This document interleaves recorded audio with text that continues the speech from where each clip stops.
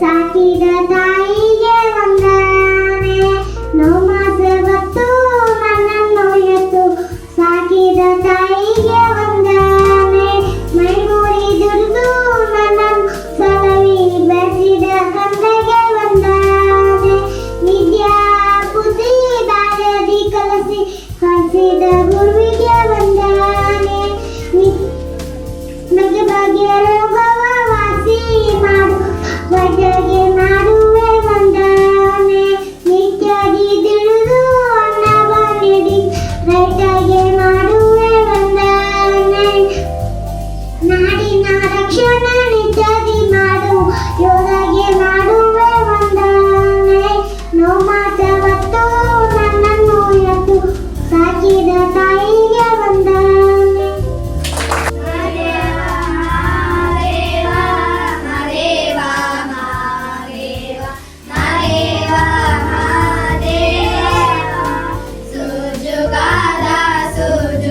ಹೇಳ್ತೀರಾ ಅಜ್ಜಿ ಮೊದಲು ನಮ್ಮ ಅಜ್ಜಿದ್ರು ನಮ್ಗೆ ಏನ್ ಮಾಡ್ತಿದ್ರು ಅಂತ ಹೇಳಿದ್ರೆ ರಾಮಾಯಣ ಮಹಾಭಾರತ ಕಥೆ ಮಲಗಿಸ್ಕೊಳ್ಬೇಕಂದ್ರೆ ಮಲಗಿಸ್ತಾ ಅರ್ಧ ಗಂಟೆ ರಾಮಾಯಣ ಮಹಾಭಾರತ ಕಥೆ ಹೇಳ್ತಿದ್ರು. ಅದಕ್ಕೆ ನಾವು ಈ ತರ ಇಷ್ಟೊಂದು ಸುಸಂಸ್ಕೃತರಾಗಿದ್ವಿ.